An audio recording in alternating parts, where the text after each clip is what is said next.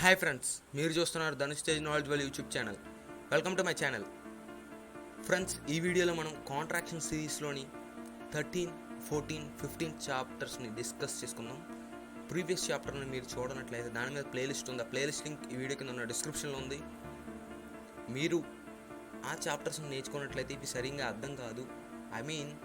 ఇందులో అర్థం అవ్వచ్చు, బట్ మనం క్లారిటీగా ఏ టైంలో ఎక్కడ యూజ్ చేయాలనేది మనకు క్లారిటీగా తెలియాలంటే ఆ వీడియోస్ చూడాలి.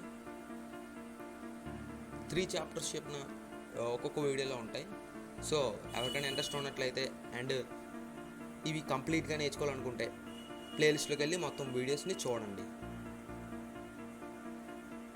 So let us start our video. Contractions chapter 13. మనకి కాంట్రాక్షన్స్ చాప్టర్ 13లో ఈ కాంట్రాక్షన్స్ అనేవి మనం ఓన్లీ స్టార్టింగ్ అండ్ ఎండింగ్లో మాత్రమే యూస్ చేయగలం. ఆ కాంట్రాక్షన్స్ అనేవి చాప్టర్ 13లో ఉంటాయి. అండ్ ఈ కాంట్రాక్షన్స్ మనకి ఎక్కువగా యూజ్ అయ్యేవే. So chapter 13 contraction number 1, 2, TO2. ఈ TO2 అనే వర్డ్ మనకి ఎన్నిసార్లు వస్తుంది అండ్ ఇన్ఫ్యాక్ట్ మనకి వర్డ్స్ మధ్యలో అండ్ ఇండిపెండెంట్గా కూడా వస్తుంది. ఆ టైంలో మనం యూస్ చేయవలసింది 235 అనే నెంబర్ రాస్తే, 235 అనే ఒక సెల్లో రాస్తే ఇది మనకి 2 అవుతుంది. ఇది మనం వర్డ్స్లో మనకి మిడిల్లో వస్తుంది. ఒకవేళ వచ్చినట్లయితే అక్కడ యూస్ చేసుకోవచ్చు, ఇండిపెండెంట్గా యూస్ చేసుకోవచ్చు. దీనికి మాత్రం మనం వర్డ్కి అంటే మిడిల్లో వచ్చినప్పుడు ఆ వర్డ్కి అంటే ముందు వచ్చిన వర్డ్కి నెక్స్ట్ వచ్చిన వర్డ్కి మధ్యలో గ్యాప్ ఇవ్వాలి. ఎందుకంటే ఇది నెక్స్ట్ మనకి ఎక్స్క్లమేటరీ మార్క్, ఆశ్చర్యార్థకంగా రాబోతుంది. సో మనం కన్ఫ్యూజ్ అవ్వకుండా ఉండడానికి ఈ TO2కి ఈ నెంబర్ వాడినప్పుడు ఇండిపెండెంట్గా రాయాలి. ఒకవేళ వర్డ్లో వస్తే అది నో ప్రాబ్లం. అది వర్డ్కి ఎండింగ్లో వస్తే మాత్రం యూజ్ చేయకూడదు. ఎండింగ్లో మనం రాసినట్లయితే ఎక్స్క్లమేటరీ ఆశ్చర్యార్థకం అయిపోతుంది. So next by. ఈ బై అనేది 356 అనేది బైకి యూజ్ చేసుకోవచ్చు. నెక్స్ట్ ఇంటూ INTO ఇంటూ 235 అంటే 2కి TO2కి 235 చెప్పాను కదా కాంట్రాక్షన్. అది ఇన్కేమో మామూలుగా మనం దీన్ని ఇండిపెండెంట్గా మనకి ఇన్ అనే వర్డ్ వస్తుంది కదా, అక్కడ వర్డ్స్లో వచ్చినప్పుడు మనం యూస్ చేసుకోవచ్చు 35ని ఇన్కి కాంట్రాక్షన్గా. ఇక్కడ ఇంటూ అనే వర్డ్ వచ్చింది కాబట్టి మనం ఈ రెండు యూస్ చేసి రాసాం. నెక్స్ట్ BLE ఈ 3 వర్డ్స్, ఈ 3 లెటర్స్ మనకి మ్యాక్సిమం వర్డ్స్కి ఎండింగ్లో వస్తుంది. దీనికి కాంట్రాక్షన్ 3456 దీనికి కాంట్రాక్షన్. Example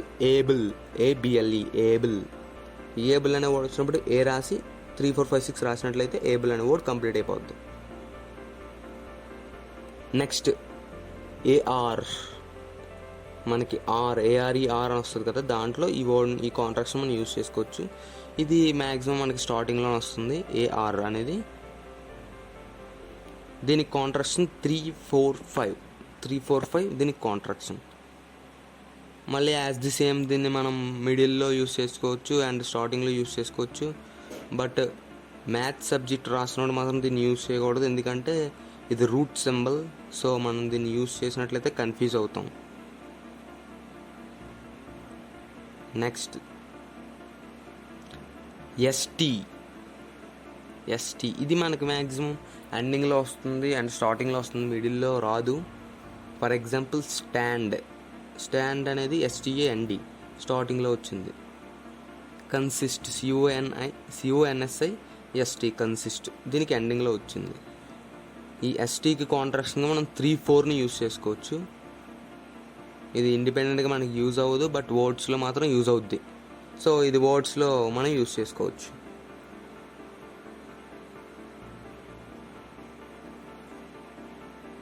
next chapter 14. ఇందులో మనకి మ్యాక్సిమం సింబల్స్ ఉంటాయి. ఈ సింబల్స్ అనేవి మనకి గుర్తుపెట్టుకున్నట్లయితే ఏది సింబల్ ఏది ఎక్కడ వాడాలనేది క్లారిటీ వస్తుంది. సో ఫుల్ స్టాప్ 256 అనేది ఫుల్ స్టాప్కి యూజ్ చేయాలి.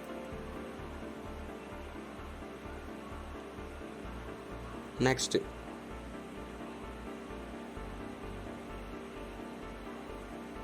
కామా .2. సో మీకు ముందే కాంట్రాక్షన్స్లో .2కి ఈఏకి కాంట్రాక్షన్గా .2 వచ్చింది కదా, అప్పుడు గుర్తు చేశాను దీన్ని. సో ఈ చాప్టర్లో ఉంటుంది ఇది. అండ్ ఇంకొకటి ఏంటంటే ఇది కామన్ అనేది మనకి ఎలాగో వర్డ్స్కి ఎండింగ్లో వస్తుంది కాబట్టి నో ప్రాబ్లం. ఆ ఈఏ అనేది వర్డ్స్ మధ్యలో అండ్ స్టార్టింగ్లో వచ్చినప్పుడు యూజ్ చేసుకోవచ్చు, బట్ ఎండింగ్లో వచ్చినప్పుడు యూజ్ చేయకూడదు. ఎందుకంటే చెప్పాను కదా ఇప్పుడే కామాకి కూడా .2నే. Question mark 236 236. ఈ 236 అనేది మనకి హిజ్కి కాంట్రాక్షన్. హిజ్ అనేది మనకి ఇండిపెండెంట్ వర్డ్ కాబట్టి ఇండిపెండెంట్గా అంటే రెండు వర్డ్స్కి మధ్యలో గ్యాప్ ఉండాలి. ఆ గ్యాప్ ఉన్నట్లయితే ఇది ఇండిపెండెంట్గా ఉంటుంది కాబట్టి 236 ఇది హిజ్ అని అర్థమవుతుంది. ఒకవేళ వర్డ్స్కి ఎండింగ్లో వితౌట్ గ్యాప్ రాసినట్లయితే ఇది క్వశ్చన్ మార్క్ అవుతుంది.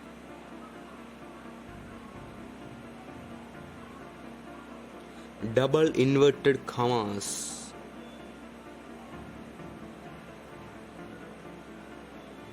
డబుల్ ఇన్వర్టెడ్ కామా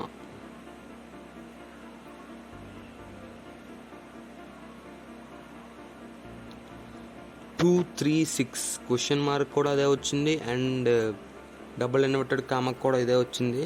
దీన్ని మనం డబుల్ ఇన్వర్టెడ్ కామా అంటే మనకి ఇండిపెండెంట్గానే వస్తుంది. అండ్ ఇంకొకటి ఏంటంటే వర్డ్స్కి స్టార్టింగ్లో వస్తుంది కాబట్టి మనం ఈజీగా ఫైండ్ అవుట్ చేయొచ్చు. Next closing inverted comma. Sorry, ఇది ఇన్వర్టెడ్ కొటేషన్, ఇన్వర్టెడ్ కామా కాదు. ఇందాక చెప్పింది ఇన్వర్టెడ్ కామా అనేది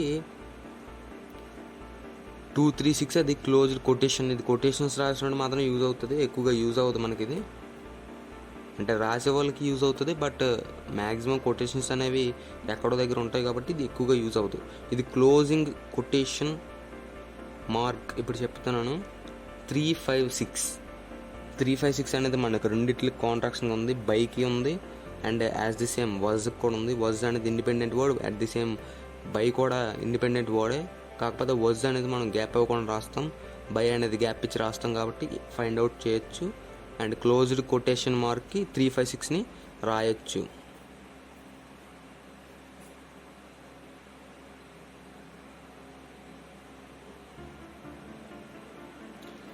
చాప్టర్ 15.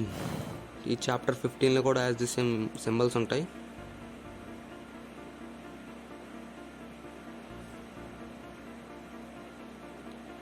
Inverted comma.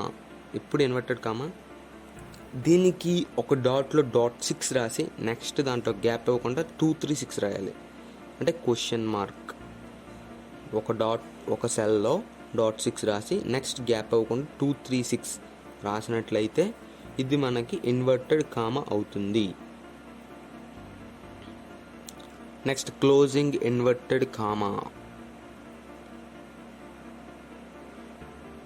ఇది కూడా సేమ్ ఇందాక మనకి వచ్చినట్టుగానే, అంటే క్లోజింగ్ కొటేషన్ మార్క్కి 356 వచ్చింది కదా, ఇక్కడ అలాగే దీనికి ముందు ఒక సెల్లో .6 రాసి నెక్స్ట్ 356 రాసినట్లయితే ఇది ఇన్వర్టెడ్ కామా అవుతుంది.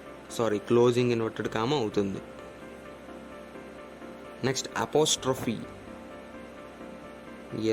అపోస్ట్రఫీ.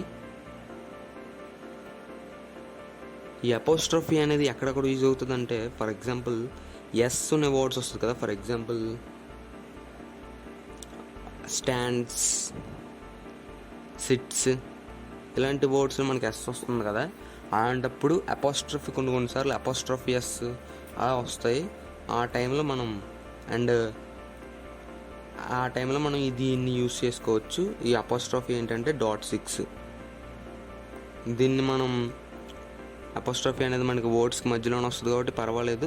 ఒకవేళ స్టార్టింగ్లో వచ్చినట్టయితే క్యాపిటల్ లెటర్స్కి కాంట్రాక్షన్ ఇది. అంటే క్యాపిటల్ ఏ రాయాలనుకుంటే ఒక .6 రాసి నెక్స్ట్ ఏ 1 రాసినట్లయితే అప్పుడు క్యాపిటల్ ఏ అవుతుంది. So next hyphen, HYPEN hyphen ఏంటంటే 3-6. ఈ 3-6 అనేది డాష్ అవుతుందని మీరు అడగొచ్చు. బట్ 2 టైమ్స్ రాసినట్లయితే డాష్ అవుతుంది, 1 టైం రాసినట్లయితే హైఫన్ అవుతుంది. నెక్స్ట్ ఇప్పుడు డాష్కి 3-6 2 టైమ్స్.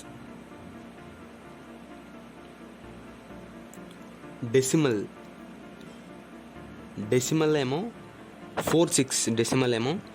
ఇదేంటంటే మామూలుగా మనం నోట్స్ రాసే టైంలో యూస్ చేస్తాం పాయింట్స్ మార్క్కి. యాక్చువల్గా అది డెసిమల్ మార్కే పెడతారు, బట్ ఇది డెసిమల్ అని చదవలేము కాబట్టి పాయింట్ అని చదువుతారు. మ్యాథ్స్లో మనకి డెసిమల్స్ అనేవి వస్తాయి కాబట్టి ఆ టైంలో ఈ డెసిమల్ని మనం యూస్ చేసుకోవచ్చు. 4-6 డెసిమల్. Next semicolon 2-3 semicolon.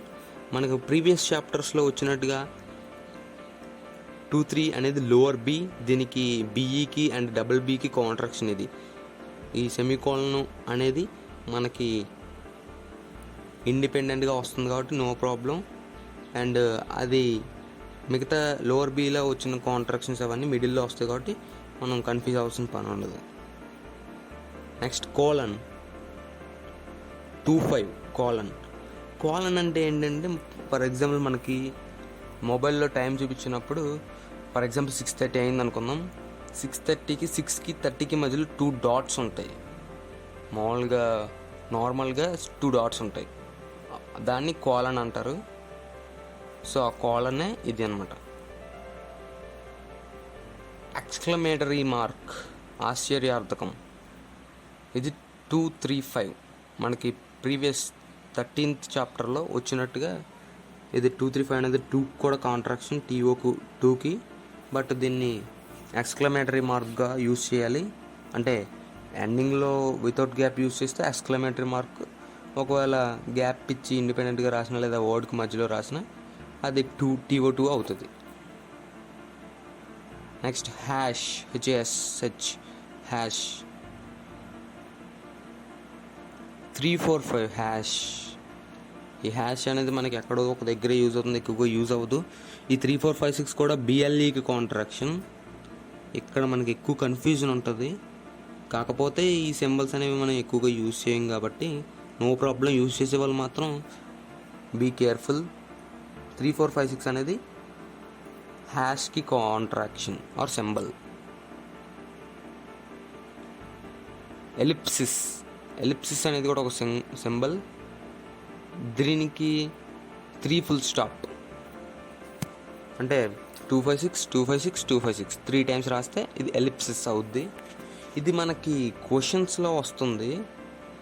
అంటే కొన్ని లాంగ్ క్వశ్చన్స్ ఉన్నప్పుడు మధ్యలో ఇవి వస్తాయి.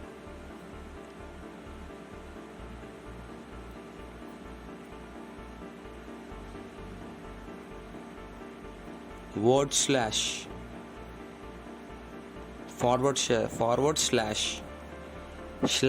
ఫార్వర్డ్ స్లాష్ అంటారు, బట్ బ్యాక్ స్లాష్ కూడా ఉంటుంది. ఈ ఫార్వర్డ్ స్లాష్ కాంట్రాక్షన్ ఏంటంటే 4-5-6 రాసి 3-4 రాయాలి. ఒక సెల్లో 4-5-6 రాసి గ్యాప్ ఇవ్వకుండా నెక్స్ట్ సెల్లో 3-4 రాస్తే forward slash. Next backward slash ఏమో 4-5-6 రాసి ఒక సెల్లో నెక్స్ట్ వితౌట్ గ్యాప్ 1-6 రాయాలి. అక్కడ 3-4 ఇక్కడ 1-6. ఇది బాగా గుర్తుపెట్టుకున్నట్లయితే వచ్చేస్తుంది. ఈ కాంట్రాక్షన్స్లో మీకు ఎటువంటి కన్ఫ్యూజన్ ఉన్నా లేదా ఎటువంటి డౌట్స్ ఉన్నా కామెంట్ సెక్షన్లో కామెంట్ చేయండి. నెక్స్ట్ నేను ఖచ్చితంగా చూసి రిప్లై ఇస్తాను. అండ్ ఈ కాంట్రాక్షన్స్ అంటే బ్రెయిలీ రాకుండా ఈ కాంట్రాక్షన్స్ అని యూజ్ అవ్వవు కదా. ఎవరికైనా బ్రెయిలీ నేర్చుకోవాలని ఇంట్రెస్ట్ ఉన్నా కామెంట్ సెక్షన్లో కామెంట్ చేయండి. నేను వాళ్ళని కాంటాక్ట్ అయ్యి ఖచ్చితంగా చెప్తాను. ఓకే గాయ్స్, ఇంకా మన కాంట్రాక్షన్స్లో ఒక వీడియో మాత్రం మిగిలింది, 16, 17, 18 చాప్టర్స్. ఆ వీడియో మీకు సండే వస్తుంది. దాంతో మన కాంట్రాక్షన్ సిరీస్ అనేవి కంప్లీట్గా అయిపోతాయి. నెక్స్ట్ మనకి టెక్నాలజీ అండ్ ఎడ్యుకేషన్ ఫ్యాక్ట్స్ ఈ వీడియోస్ అన్ని మనకు కంప్లీట్గా ఎవ్రీ వీక్ వస్తాయి. సో ఆ వీడియోస్ని మీరు మిస్ కాకుండా చూడడానికి Dhanush Tej knowledge world YouTube ఛానల్కి సబ్స్క్రైబ్ అవ్వండి, బెల్ బటన్ యాక్టివేట్ చేసుకోండి. So thanks for watching our videos. This is Dhanush Tej signing off. Bye.